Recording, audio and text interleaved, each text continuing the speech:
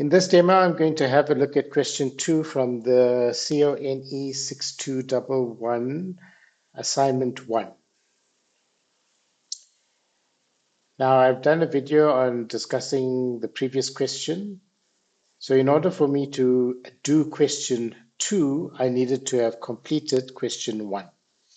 What did I need to do in question 1? I needed to install 2 virtual computers, and the virtual computers that I needed to install was a server virtual computer like this one here. And then I also needed to install a client virtual computer according to these instructions, which was discussed in the previous video. In order for me to answer the assignment, where do I start? I start by first going through the theory. If I click on my CONE module, so if I go into Arc, I have all of my modules that's listed on Arc. I'm going to click on my module CONE6211. And let me get familiar with what is available here. So if I'm looking at the CONE page on Arc, and if I scroll down, I can see there's a calendar. My first assignment is due on the 9th of April. If I submit late, there's a 15% penalty. I'm allowed to submit within 24 hours of the due date. That's a 15% penalty. Failing which, I would need to then apply via the Student Hub if I have a valid reason, like a doctor's note or a death certificate or some other valid reason according to the rules of the college. So that needs to be done within 5 working days. And then I can see there's all of the content of the module. And if I'm scrolling down, there's announcements on the right-hand side. Azure Labs, you are second year students now, so it is expected of you to have learned about how to work with virtual computers using Azure Labs and the creation, installation, troubleshooting. So this has been done in the first year. You can go back and watch the Azure Labs common problems, how to join the client to the domain, which is one of the requirements of the assignment question, how to install Active Directory, and there are various other videos on the YouTube channel that allows you to view your previous modules and to refresh your memory if there's something that you are missing. Then there's possible solutions, book 1. This is not the answers for the assignment. These are a guideline that has been given to you, and it is incomplete, which I will be having a look at just now. Then I can see overdue work. If I haven't completed my ICE task, it's going to appear here that I can complete those ICE tasks. And then there's some additional videos that we posted here as well. For example, there's an AI summary of units 1 to 3. If I play,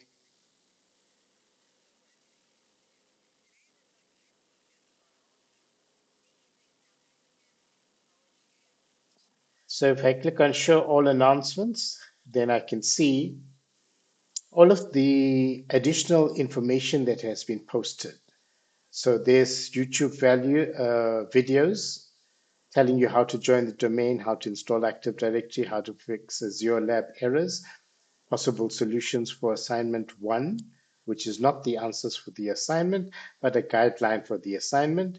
There's some AI generated audio summaries of assignment 1. There's a discussion on it, and there's a discussion on learning units 1 to 3, on which the assignment 1 is based, the entire module summary, and various other important announcements. There's your marking rubric as well.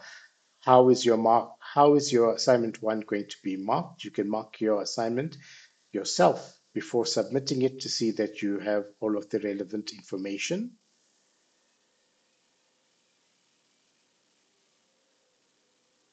And there's other useful information announcements there. So how to get to the announcements again? You click on your module firstly, which is Computer Networks 2A. You click on communication and then you click on announcements, and it brings up all of the announcements, and you are expected to have gone through every single announcement, read it, watch the relevant videos, listen to the relevant audios. Now, in order for me to complete, there's the announcements again. In order for me to complete the assignment, I first need to go through the theory. Where's the theory covered? The theory is covered in learning units 1, 2, 3, 4, 5, right? I need to have gone through learning units 1, 2, 3. So I click on the learning unit, I read the information, I look at the learning unit objectives, I read this information, I click on the theme, and then I read this information on network virtualization. There's links to websites, and there's some YouTube videos that you can watch here as well. So I need to go through and watch each of these different videos and then make some notes. Remember, you are writing a final exam for this module. And similarly, I click on the activity, I complete the discussions. Now all of the lecturer resources is found under module information, lecturer resources. So whatever information needs to be added is posted here under lecturer resources. So there's your PowerPoint slides that has been given to you. ICE-TUS, the ICE-TUS is your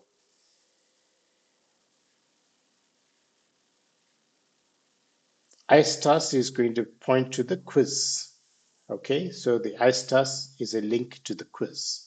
So where do you find the quizzes? If you go here to activities, you'll find quizzes. And then there's ICE-TUS 1, 2, 3, 4, and it goes right up to ICE-TUS 10. The first 4 is the ones that count for ICE marks. Okay, and you can see it needs to have been completed at least once, one attempt. Now going back to the content, I go through the content, I look at Active Directory, I read the concepts, I read the objectives, I read Active Directory components, I read and I watch the videos on Active Directory structure. And then once I have an understanding, then only am I able to complete the assignment. The assignment is not about taking screenshots. The assignment is about demonstrating learning that has occurred as a result of you going through all of these different topics that are covered in the themes on Active Directory. So after going through the content on Arc, reading through the slides, so there's an example of the slides that has been given to you. And I've shown you where to download the slides. You need to have gone through each of the different slides that they are referring to. I'm going to go back to the videos. And these all now gives you clues as to how to complete and answer the questions from the assignment. So after going through learning units 1, 2, and 3, reading through the information, watching the relative videos, then only do I go and tackle the assignment. Now, looking at the assignment, there's group policy basics, etc. So where to go in the server, etc. These are covered here, or they are covered in the slides. So after having gone through the theory, then only can I go ahead and complete the assignment. Looking at the assignment question now. So I've installed the 2 virtual computers, and then I've also given you the book 1, which I've taken some screenshots. So this is incomplete. You need to put in a cover page, a table of contents, etc. So for the first 5 marks, what do I need to show? I need to show that a virtual machine has been created. It's a generation 1 virtual machine. It's got 4 gigs of RAM, at least 50 gigs hard drive, and I've got Windows Server 2022. The operating system is attached. For this information here, I'm going to get 5 marks. Configure networking by attaching the VM to an external switch for internet access. So I need to show that the VM is connected to the switch for internet access, and then I need to check and modify settings such as increasing RAM or adding virtual processor and explain the impact of these changes. So there's three or more screenshots that needs to be taken here. If I go into my VM now, let's look at what are the screenshots that I could potentially take. Looking at my server, so I click on my server here and I click on the settings for the server. Now, if I just take a screenshot of this one here, where it says, there's my student number with server 22, and I can see I've got 4 gigabytes of RAM. There's one processor. I can see, what else can I see? The network adapter is connected to a private switch. Now, this is not going to give me internet access. If I want internet access, I need to click here and I need to click on default switch. And now it's going to give me internet access. So if I take a screenshot now, it's going to show me, but does it show me that this is a generation? Just going to cancel that. Server 22. This has gone back to private switch. So I'm going to change that to default switch. And then I'm going to take a screenshot now. Okay. Settings. Is there any other properties that I can get about this virtual computer? So I can connect to the virtual computer. I can go to its settings. I can move, export, rename the virtual computer. So these are all the things that I can do with that particular virtual computer. Turn it off, save it, etc. So the settings, take a screenshot again, and then I need to show or explain. Now they asked about the memory. If I change the memory, what is the effect? So I can click on memory here. I can take another screenshot here. I can click on processor. I can take another screenshot. This is already saying network adapter. So I can click on network adapter and show that it is on the default switch, and that's going to give me internet access. So going back to the question, I need to show this information first, one or more screenshots, configure networking, explain, check and modify the VM settings for RAM or processor. That's going to give me 2 marks, and that in total is going to give me the 8 marks here. So under the book one that I've given you here, there's only one screenshot, and this screenshot shows, yes, I've got internet access default switch. It also shows I've got 4 gigs of RAM. It shows the name of the server, but it's still incomplete. So it does not show about changing the processor and what is the effect of changing the processor. So this is worth maybe 5 marks out of the 8 marks. I would need to explain. I can't just put a screenshot like this without an explanation. So there should be an explanation about what is the screenshot showing and how is the screenshot answering the question. Next screenshot that they asked was for the client virtual computer. So for the client virtual computer, what is the marks that they are giving us here? They're giving us 7 marks, and they want us to also show checkpoints that have been created. What screenshot did I give you? Okay, so there is a checkpoint that has been shown to you here. So this will give you that additional 2 marks, and you need to show that the rest of these settings here is going to give you the other 5 marks. That's going to make up the 7 marks. And you need to write an explanation at the bottom here that clearly indicates that this is showing standard checkpoints. The checkpoints has been enabled, 4 gigabytes of RAM. Answer the question. The question is asking the student now, the name of the virtual computer needs to be there. It needs to be generation 1. Startup memory needs to be 4 gigabytes. Virtual hard disk needs to be 50 gigabytes. Now that in the question it said it can be 50 or it can be any other value.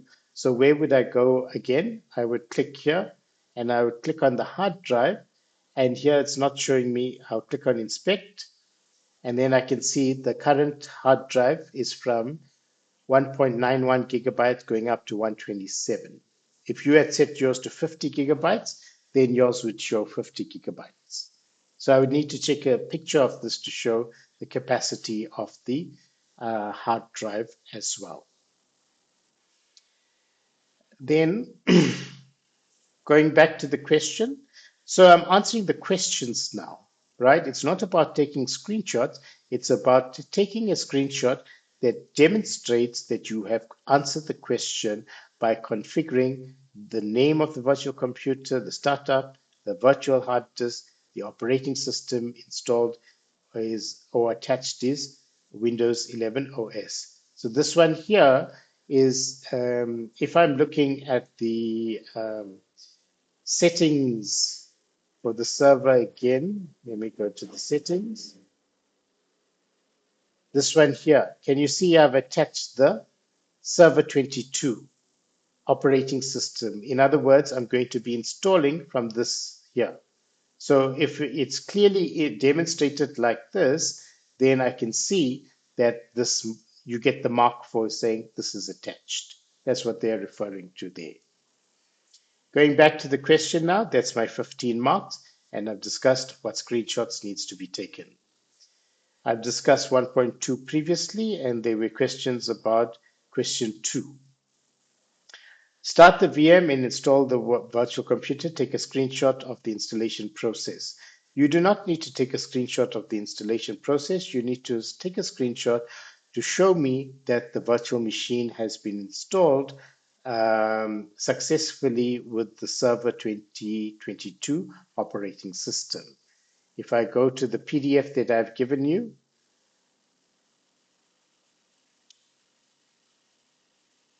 right, so the screenshot that I've taken here is the server manager, and it shows me that the computer name is Techno with my student number. It is part of a work group. It shows me the operating system has been installed. So this is sufficient to show me that the operating system has been installed on Techno server, but I would take a screenshot that also shows me the virtual computer as well. So if I go back here, when I'm taking the screenshot, let me go inside this virtual computer. So if I go into Server Manager here, there's Server Manager. And if I'm going to the local server, there's the local server. When I'm taking my screenshot, I would take the screenshot that also includes the ST here, Server 2022. So it shows me that I'm working on my virtual computer, and then I've got this operating system that has been installed on the virtual computer. So both this and this needs to be shown in the screenshot with the operating system that's installed, and that's going to give me my 5 marks. Next, promote the server to the domain controller. Remember, I showed you a video that shows you how to promote the server to the domain controller that you found under your announcements on ARC. That was taken from one of your first year modules. So you've done this previously in one of the other modules. If you have not learned it then you need to revise it because it's a prerequisite for you to do the second year module.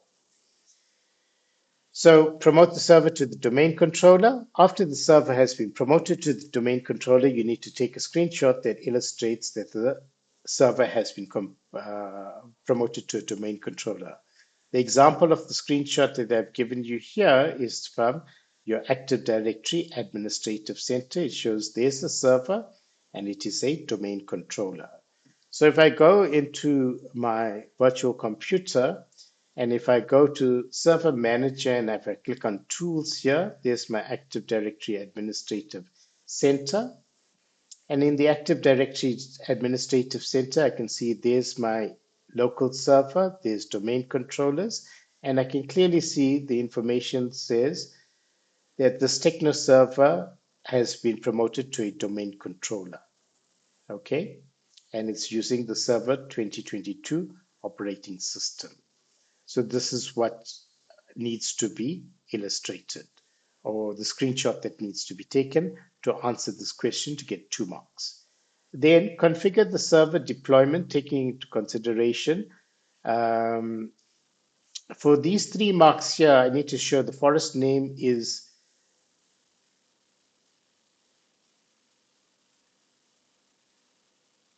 that the forest name is this one and the domain name is this one here.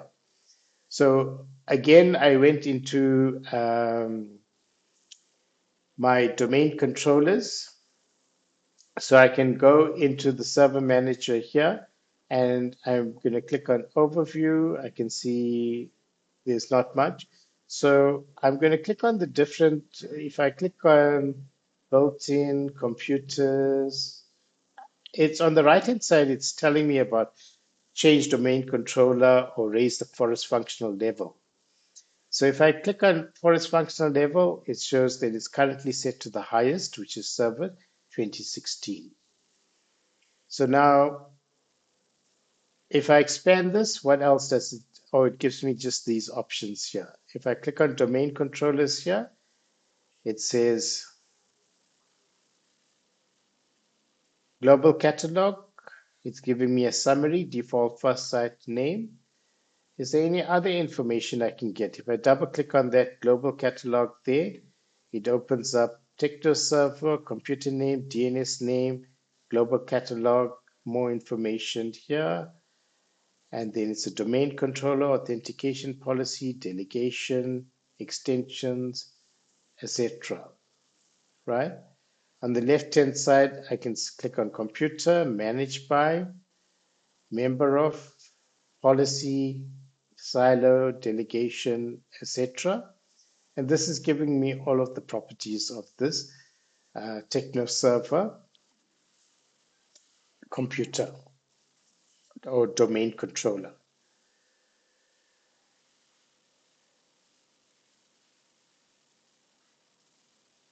There's a tree view here. So I can change the views. What else can I do here? I can click on properties. It opens up the same things there.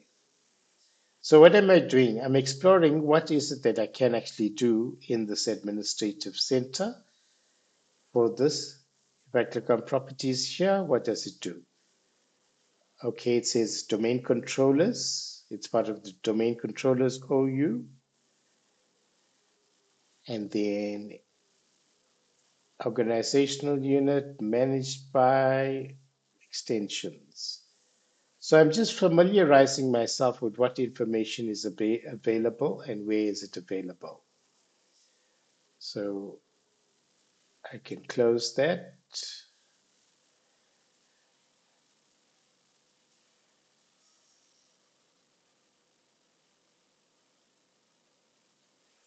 Okay, going back to the PDF now. So I can see here Active Directory Administrative Tool promoted to the domain controller, and then this one here is also Active Directory Administrative Center, and this one is showing me the domain name, and it's also showing me the domain functional level and forest functional level. Okay, that's set to the highest, which is Windows Server 2016. So I went to the administrative center and I went into the server, and then it showed me the properties of this domain. So if I go back to the server here, so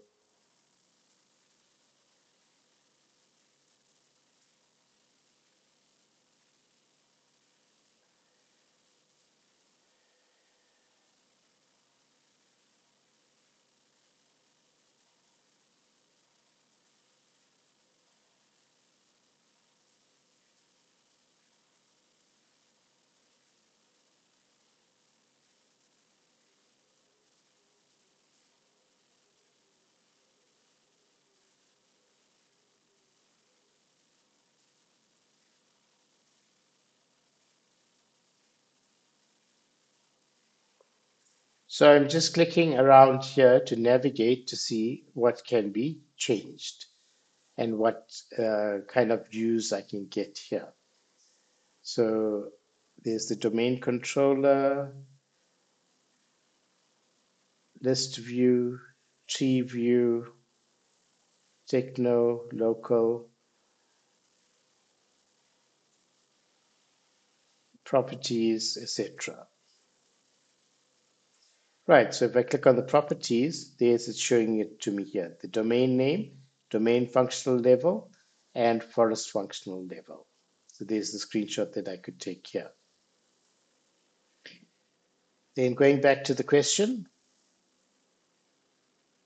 IP configuration. Now, as far as the IP configuration, when I'm setting the IP configuration, now I need to do a static IP address. And this needs to be done before I promote the server to the domain controller. So it says I may set the IP address to 192.168.1.3/24. /24 just means that the subnet mask is 255.255.255.0. That's what it means. So I go back and then I go to my server. And currently here, I'm going to just open the Network and Sharing Center.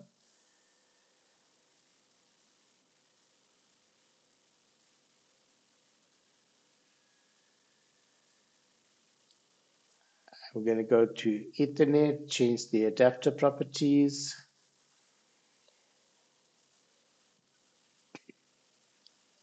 Go to the properties. And I'm going to change IP version 4 to 192.168.1.3, 255.255.255.0. Now, if I don't type in anything, it says the DNS server is 127.0.0.1. This is called the loopback address, and it means that this computer is also the DNS server. When I installed Active Directory, it also installed DNS. That's why we will leave this as 127.0.0.1. It's the same thing as 192.168.1.3. Also, the default gateway is left blank on the server. The reason? Because the server is the default gateway for the client. It does not have, generally this would be addresses of a router. So this server is also acting as the router or the default gateway. So we're going to leave it blank for now.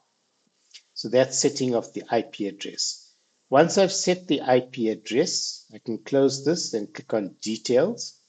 And now I can take a picture of this that says, or a screenshot that says the IP address for the server. So you need to include that all of this information is the server, has been set and configured as 192.168.1.3. What else does this say? Then we need to go on to the client. So in exactly the same way, we would take pictures of the client, changing of the computer name, manual IP configuration. Now, for the client, you need to put in the address of the server as well as the default gateway. So in other words, when we go to the client here, where's my client? There's my client. So if I go into the Network and Sharing Center for this client, and if I go to the properties of the Ethernet adapter, change adapter, and I go to its properties.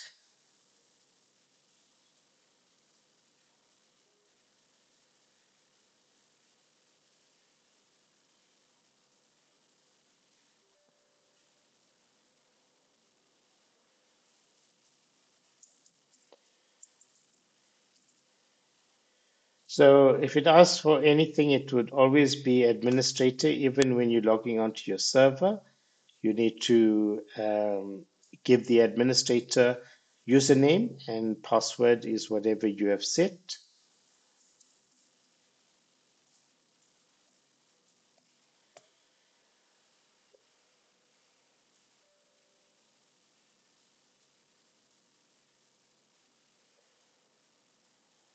administrator and password.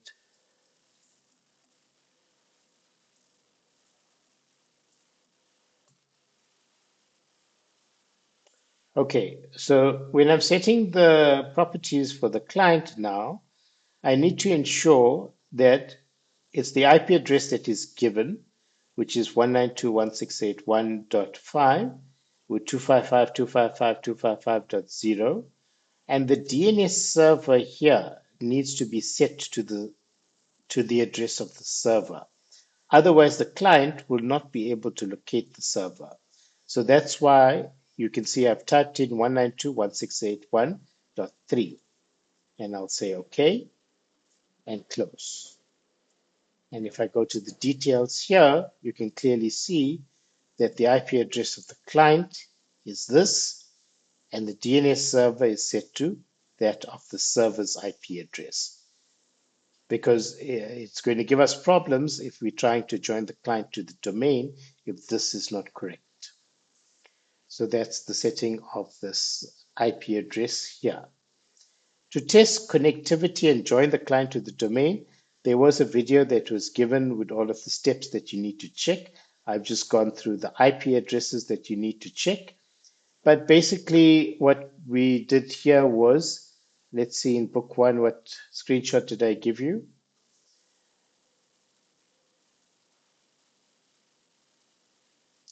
So the client is joined to the domain, IP address of the client, or test connectivity. I pinged the server.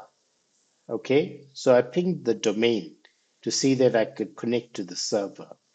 So in other words, from the client, I went into the client and I went to start CMD, enter to open up a command prompt.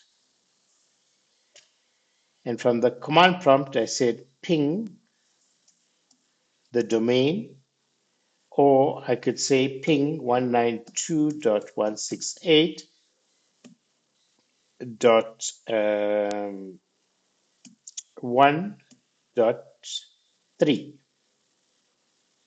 Remember, that's the address of the server. So I'm getting a reply. Or even if I ping the domain,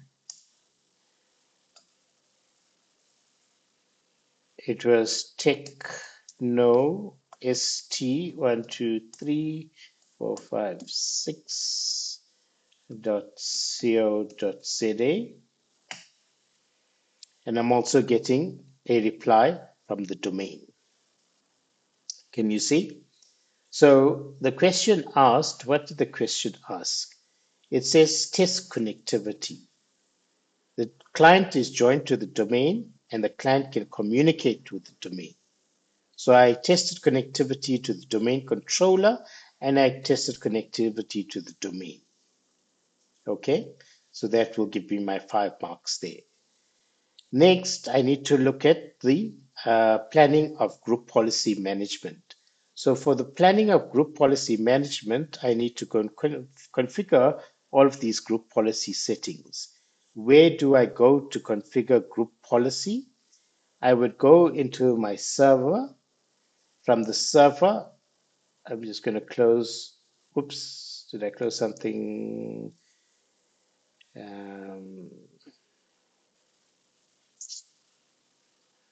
This is the server. Okay. So in the server, I can go to server manager. From server manager, I can click on tools and I can go to group policy management. So from group policy management now, it opens up this group policy management.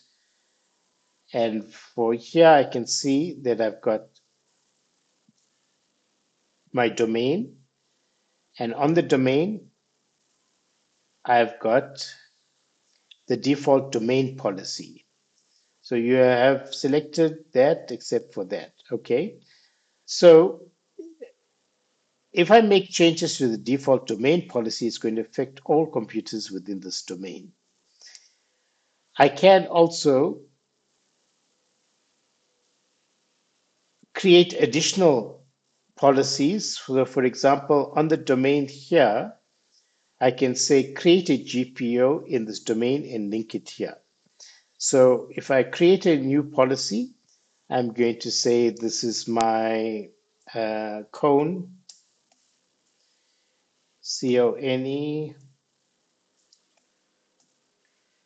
uh, assignment 01 and my student number.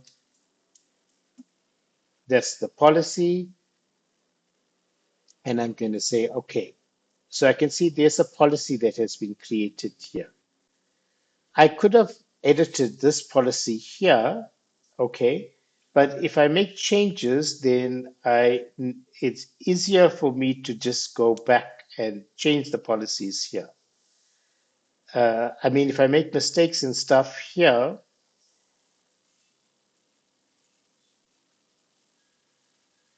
to undo it, it would be easier if I made a copy of the policy. Okay, so I'm going to work with this policy that I've just created here. To edit this policy now, I just right click on it, and if I say edit, and then I can see there's the policy for computer configuration, and then preferences, Windows settings, and then there's user configuration. So I'm just expanding all of the different settings that I have. So if I look at all settings, Windows settings, security settings, there I can see account policies, and that's what they are asking me to configure. So currently it is not defined. To set it according to what the question is asking me, enforced password history 15, minimum password 8, 7, etc. What do I need to do? I need to go to the policy and I need to double click on it and I need to say define and then set whatever the value is that they ask me in the assignment, and I say apply, and then I say okay and okay again, and then I'll take a screenshot where all the policies are set according to what the question is asking. So password policy, I would set all of these. Then account lockout policy, I'll go back there. There's account lockout policy. I'll double click on it. I'll define the policy and I'll set it to the value that they have said I need to do according to the assignment question.